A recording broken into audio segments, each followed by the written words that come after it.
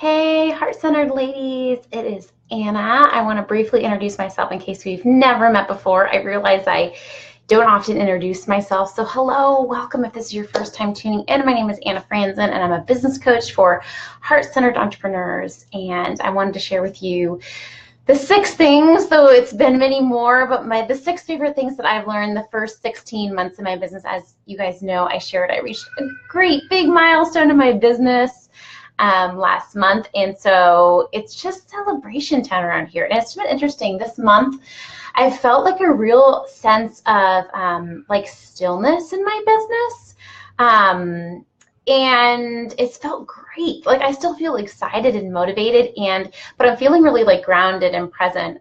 So I feel like that is exactly how it's how I need to be so that I can carry this group of women in this next season. And in this conversation, I'm feeling led to lead. Hi, Jen. Thank you. How are you doing, Jen? Happy Tuesday. If you're here watching the replay, please say hello. Also, let me know where in the United States or where in the world you're tuning in from. I would love to know that.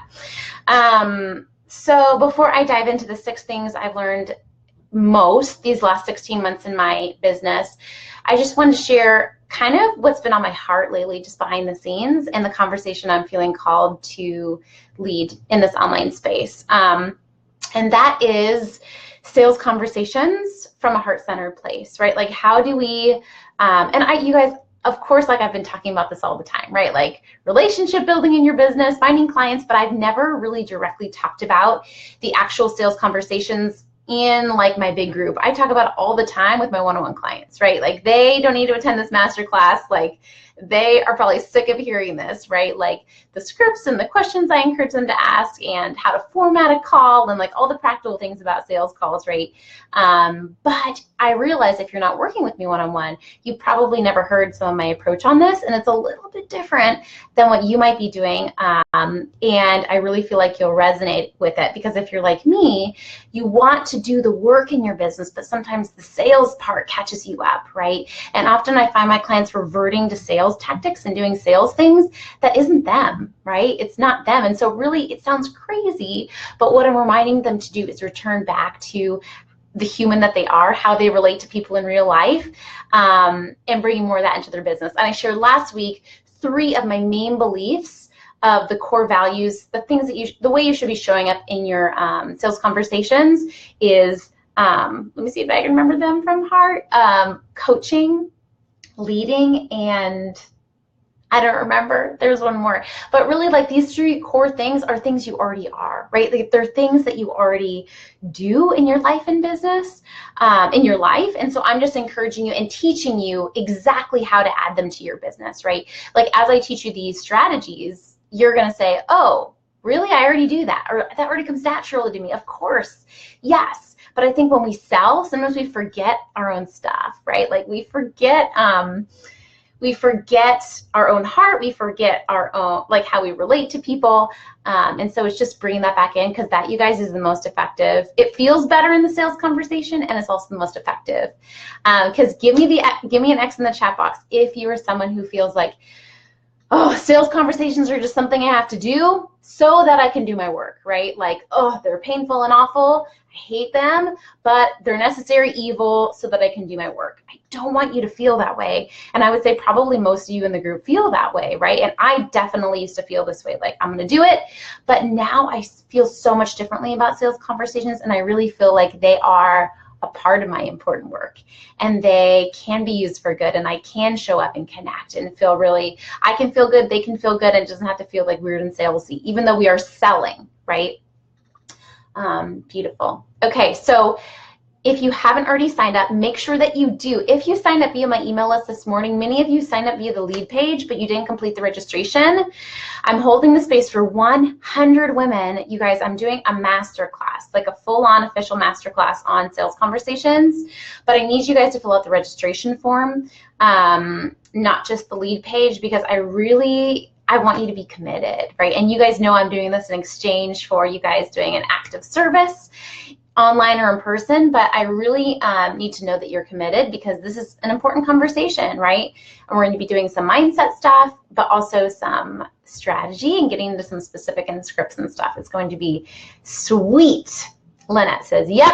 Erin says, Massachusetts. Jen says, working on this, definitely. Beautiful. Love that you guys are here. Thank you for joining me. Okay, so you can click on the link in your email, or you can comment on the thread that I posted if you're interested, and I will send you the link to that so that you can register. And I'm excited for it, you guys. Groups are my jam. Like, holding the space for a group is really where I thrive. And so I'm excited to literally bring together 100 women to really have that conversation around how do we do heart-centered sales conversations. Hi, Jacqueline. Yes, Jacqueline is in California like me. Okay, so let's dive into the 6 things that I feel like have really stood out the strongest to me of what I've learned the last 16 months in my business. If you resonate, let me know in the chat box. So the first thing is, my business does not define me. I can definitely find purpose and fulfillment and joy in my business, but it doesn't define me. This wasn't always the case. I felt like early on in my business, I had to land on a niche and messaging, and there was so much pressure on my offers, and I just felt this immense amount of pressure and this weight on my shoulders, because I felt like it all had to be perfect and it all had to be perfectly aligned, in the sense that, like, my niche has to encompass all of my passions and all that I can do for people, right? And it just, you guys, felt so heavy and overwhelming. And when I just released it and I said, goodbye, overwhelm, my business does not define me. I can do certain things and services in my business, and that doesn't have to encompass all of me, right? Like, if you think about anyone, any business owner, they are more dynamic and more diverse than their business, right? And so not putting pressure on yourself to have the perfect all-encompassing offer, or have the like, we can niche.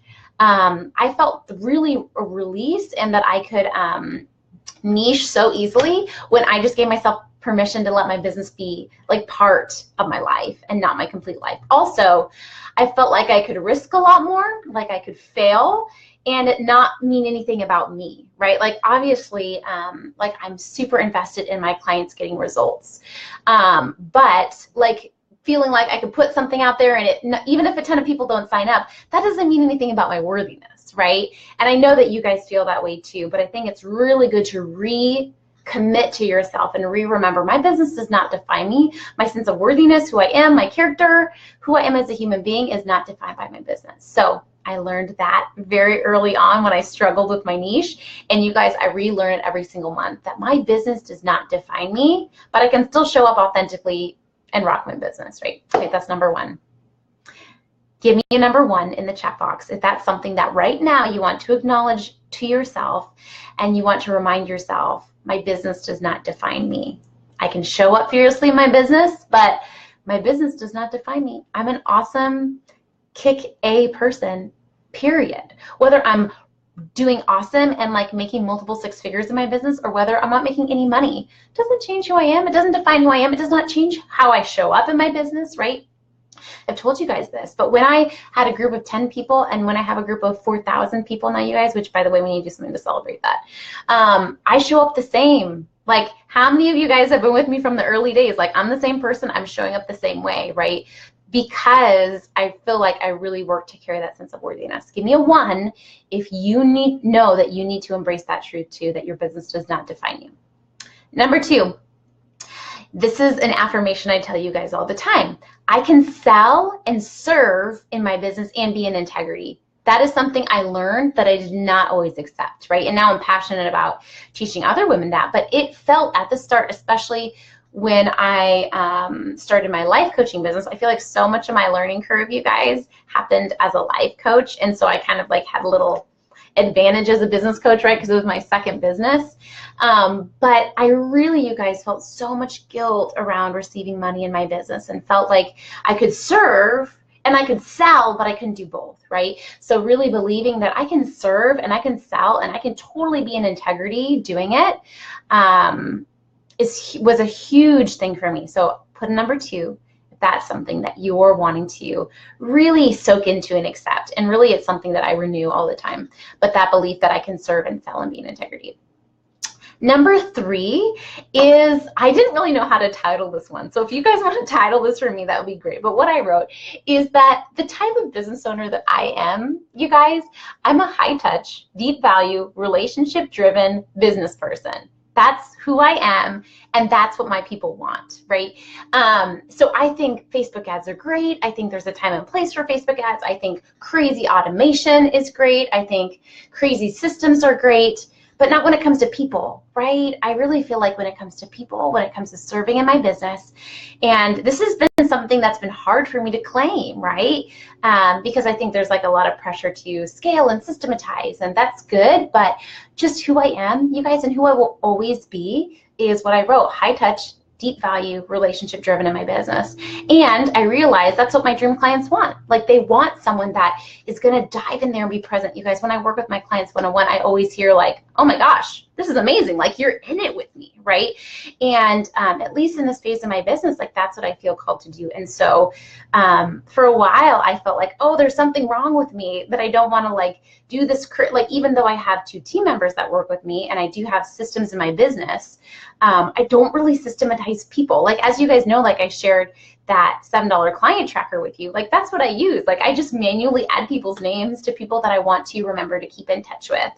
And then it's literally me just PMing and checking in and saying like, hey, how are you doing? Like, that's me. And I used to feel guilty for that and feel like there was something wrong with that. But now I realize that's my strength. Like, that's me. And I'll talk a little bit about sales conversations too. Like, when I first started doing sales conversations, I would just like, I didn't really have a formula. Like, I would just show up and coach, like do my coaching thing. And like, I think there's some beauty to that innocence, right? And just being willing to show up as ourselves. And then somewhere along the path, I think I made myself wrong for that. And I was like, oh, I guess I need to do all the things and systematize and scale. And then I realized like, no, like I can feel supported in my business, but also continue to show up the way that's me. So put a number 3 in the chat box if that is you. Either you're the same way I am, or you're accepting that. Actually, no, I'm curious. Are any of you guys, and it's okay if you're not, you may not be this way, but if you are similar to me in that how you run your business is high touch, deep value, relationship driven, put a 3. That's not everyone. It's not for everyone, but it is totally for me, you guys. That's just me, and that's always how I'll run my business.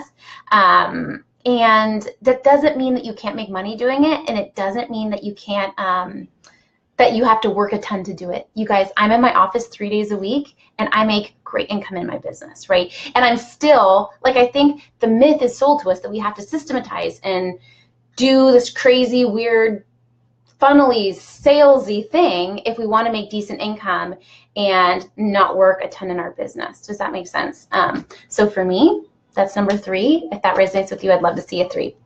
High touch, deep value, relationship driven. That's just me, always will be. I'm going to accept and embrace that. Next one, number 4, is I can give and receive in my business. This is a hard one for us heart-centered women, right? Like, we're really good at giving, you guys. We're good at giving. Here, take this free thing, and here's this bonus, and let me help you for free. And yes, I'll give you advice forever. But it is so hard, especially at the start, to receive, right? Receiving looks like many things. It looks like being willing to invest in and receive from a coach. It looks like receiving from our peers and asking our biz friends for help when we need it, right? Like reaching out to someone, like not just receiving. Receiving doesn't just mean receiving when it happens to come to us, right? Though that's nice too, when someone like PMs us and is like, oh, I'm ready to work with you, awesome. But receiving means asking, right? That's what I named this call, the master class, invite, right? Like, we need to offer. Receiving is like, we can't, like, I see so many women saying, oh, I'm not making any money in my business, I'm not receiving anything, I don't have any friends, but yet they're over here in a corner, huddled down, not really, but like metaphorically, right? They're huddled over here in a corner, and they're not open, right? They're not asking, they're not saying, hey, I need help, I need support, and that's where it starts. You guys, how many times have you seen someone in this big group just vulnerably pour out their heart on in the big 4,000 member Heart Center Entrepreneur Facebook group, right? They write, you guys, I'm struggling. I need help. I'm feeling stuck. And then like, oh, comment, 18 comments later, right? Why? Like they received, not because they were sitting there scrolling, but because they vulnerably opened their heart, right? What's that quote? Like, open your hands if you want to be held, right? Love you guys. Thank you, Alicia. And so I think it's so important if we want to receive in our business that we're opening ourselves to it, right? We're asking, we're being a leader. That's the third word I can remember. We're being a leader and we're being direct and we're asking, right? So let me just talk briefly, then we'll move on to number 5. How does it look like to receive on all levels in your business? Okay, let's start with clients. We receive from clients income, right? And if we don't do this, you guys, we get bitter. If we're giving, we're going to start to get bitter and resentful. And that's not our client's fault, our pre-client's fault. That's our fault, right? We need to own that. We need to offer, right? We need to ask, we need to sell, we need to be direct and say, this is how you work with me, this is how you do it, and I would love for you to work with me, right? And even on sales conversations, we're going to cover this in the masterclass, but I think it's powerful to say, if you want to work with me, I would love to work with you. And that's vulnerable, right? That's scary because we're putting ourselves out there. But you guys, I realized, I think it was like 2 months ago, I was like, how come like I rock at sales, but I still feel vulnerable in the sales process? Like I still feel vulnerable every freaking time I put myself out there. But then I realized, oh, because I'm doing it right, right? When you're feeling vulnerable, you're doing it right. You're selling in the right way. You're being filled with integrity and you're going first as the leader, right? In any sort of relationship and heart-centered business, sales, and relationships, vulnerability is so important, right? Like we're opening our heart. We're saying, hey, I have this thing that I'm selling you and I think it's going to impact your life. And it's not just this thing that I'm detached from, but it's actually my life's work. Like this is part of my passion and purpose and I'm offering it to you. Would you like to purchase it or not, right? Like that's a vulnerable thing, but that's the offering we have to do in order to receive in our business, right? We have to ask. With our peers, it's the same way. If you're in a position, you guys, and you're sitting here watching this live stream and you're like, I don't have any friends, or I don't have the business friends and peers, like maybe in real life I've got good friends, but I don't have the business friends that get it, you are in charge of making those friendships. So what I want you to do is close your eyes. Will you do this with me right now? Close your eyes and ask yourself, who in the online business space, maybe it's someone you've seen here in this group, have I just been wanting to know? Like maybe I feel like they're a little too cool for me. They've got their act together more than me, but I would love to be their friend. Like I would love to get to know them. I'm just going to pause for a minute to give you some time to think about that. Who do I want to get to know? Who has been piquing my interest that I would love to chat with? After this Facebook Live ends, I would love for you to PM them. You don't have to ask, will you be my biz bestie forever? But you can just say, hey, do you want to do a 20-minute coffee chat? Wait for their answer, right? And that's how you form business friendships, right? Like that's one way. But remember, like in order to receive on a peer level, we have to be willing to ask and extend that invitation, right? And then same thing with like mentorships, right? Like same thing with wanting to receive from coaches. Like we have to be willing to ask and invest in those relationships too. So that's number 5. Was that 5 or was that 4? That was 4. I can receive and give in my business, right? I don't have to harp on you for how to give in your business. You already know how to do that if you're in my group. You guys give of your heart so generously and openly, but it's so important that you receive equally, right? And that you open yourself to receiving in your business. Okay, I'll get off my soapbox. Number 5, if I can number these right, the 5th thing that I feel like I really learned is it's not my job to make people happy all the time. This, you guys, I'll just share really personally, is so hard in my life. This just happened this morning with my husband. Maybe this is TMI, but my husband came back from the coffee shop and I was like, hey, how was it? And he was like, oh, I don't feel like I had enough time. Like, I don't feel like I got enough done. And I took that super personally. This is bad of me, right? Like, I took this really personally and was like, well, like, aren't you happy that you got the time? Like, this is bad, right? Like, it's not my job to manage him, right? Like, my husband is in charge of his own happiness. And I'm not saying that I don't care about him. I love him so much, but he's the one that decides his happiness, his commitments, right? Like, he's an independent being. So are our clients, right? And if we are coaching or leading in our business in order to make our clients happy, it's a really, really dangerous slippery slope, right? There are many times my client, if you're a one-on-one client, you can vouch for this, but probably many times that my clients have gotten off the phone with me and been like, not that I'm mean, right? But have got off the phone and been like, oh, that's not exactly what I wanted to hear, but maybe it's what I needed to hear, right? And so when I realized, like, it's not my job to make my clients happy. Yes, it's my job to support my clients and to care about my clients and be super present and in it with my clients, right? But it's not my job to caretake or bubble wrap my clients, you guys, especially like as a mom. Like, this is so hard for me too, right? Because it comes from a good place. Like, we want our clients to be happy, right? But also remembering, like, that's not my job, right? It's not my job. What is my job? So what I wrote is, my job is to help people grow, to deeply care for people, and to be deeply present. I just added the word deeply with my clients. But so number 5 is, I learned it's not my job to make people comfortable or happy all the time, though I am deeply supportive. Hopefully this is coming across right. So put a number 5 in the chat box if that's something you want to just proclaim for yourself and you're like, I need to stretch into that. I need to realize, in order for me to fully show up, and that's not being invested. I'm deeply invested, right? It's almost like we were talking about last week, the difference between being invested and attached, right? Are we invested or are we attached? And I think for me, I continually tell myself, of course, I want to be deeply invested when it comes to my clients and their lives and their results, right? Like, I'm not saying, like, don't care about the results they get, but like, not being attached, because then we start to get in the way and enable and not really fully let them rise, right? Like, remembering my clients, you guys, and your clients too, are strong people. They're strong, they're healthy.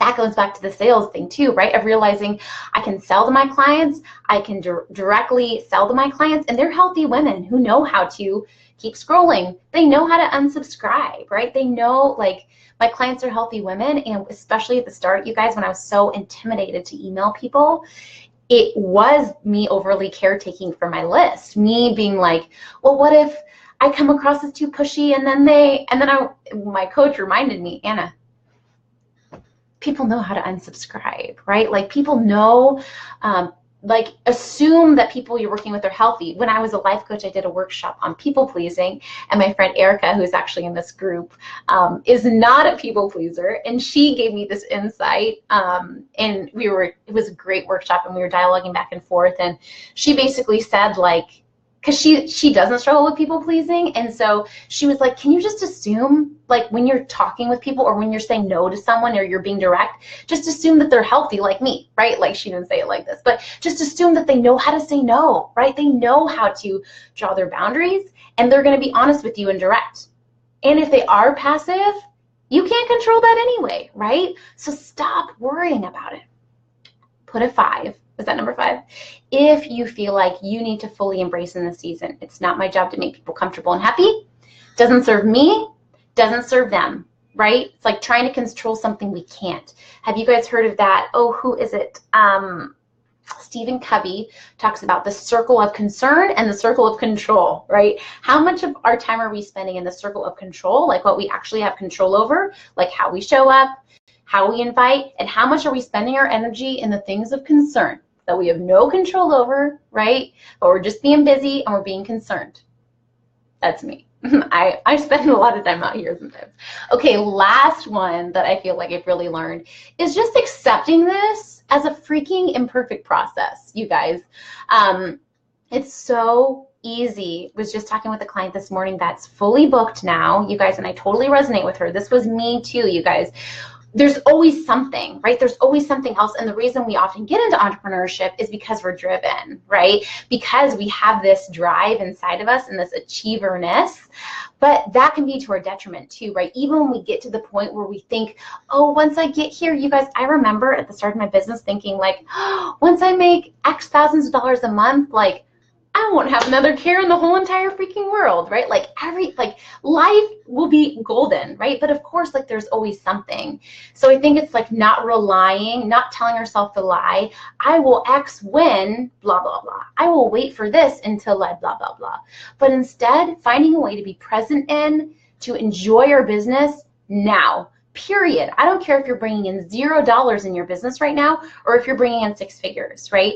Finding a way to, I need to find a way to find happiness and joy in my business right now, period. Even if I'm not fully booked, even if and for me a lot of times, because like I'm not always the most organized, right? Like I try to be, but for me, I'm like, when all my folders are finally perfectly organized, or even though I have content systems, when my content system is that like, if there's something in your head where you're telling myself, I will feel this, fill in the blank, when, fill in the blank, it's probably a lie, right? Not that it's not good to move towards something, but when we put off, and a lot of times, you guys, in an unhealthy way, I would use this to motivate myself, right? Like, in order to motivate myself to get something, but realizing, yes, like Kate says, there's always another level or goal, which is good, but also I guess the biggest tool I use to fight this, you guys, is gratitude. Just being grateful for where I'm at now. And number 6, which is I accept that this is an imperfect process, and just being present. Like, how can I be present and enjoy this now in the undone stuff? When I was working in my corporate job, even before I did therapy, I had a job where I got a lot of emails, a lot. Put an X in the chat box if you've ever been in a job where you got a lot of emails. I got a lot of emails. And I remember like I would work late sometimes, like I would be there till like 7 p.m. just because I was like trying to get to the bottom of my email inbox, right? Like I was trying to get it done. And I just remember, you guys, this is awful, but like sitting there with so much adrenaline, like using that adrenaline and like trying to get it completed, right? But of course, I would literally, this is when I worked for a university campus overseeing the residence life program, so the dorms. So I'd literally walk from my office to my apartment in the dorms, and on my phone I would have more emails, right? Like since then, you guys, I don't know about you, but I don't have any notifications turned on my phone anymore. I don't know when I get emails. I don't know when I get face cams from my clients. I don't know when I get Facebook stuff because none of it's on my phone, right? But I would literally get emails on the way home. So it's like, you think I would have learned, right? But I heard this quote in this season of my life that was, you will die with emails in your inbox. And I was like, oh, puke, what? Like, it's true, right? The point being, there'll always be something else. There'll always be more.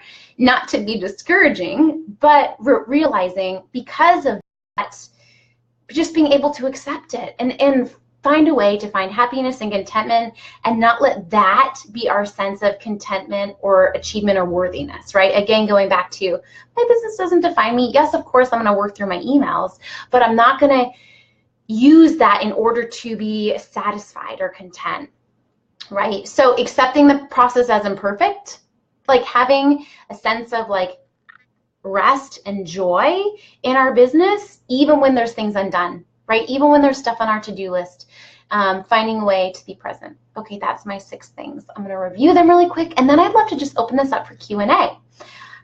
P.S. Thank you for hanging out with me. I adore all you guys. Hello, Krista. Hi, Lynette. Hi, Nicole. Let me know if you have any questions for me as you're thinking about all of these 6 things that I've learned.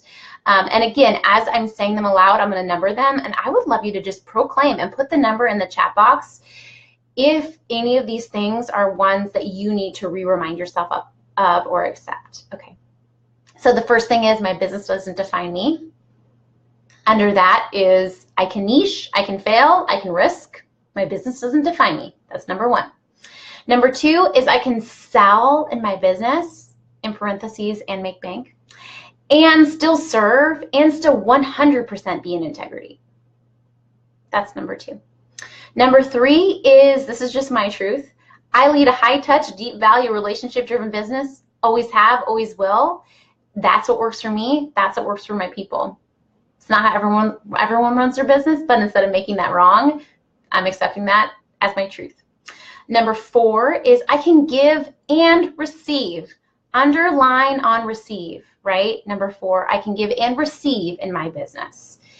And I can put intention. We put so much intention into giving, right? We can put intention into receiving, right? I can put heart-centered strategy and focus and care into receiving.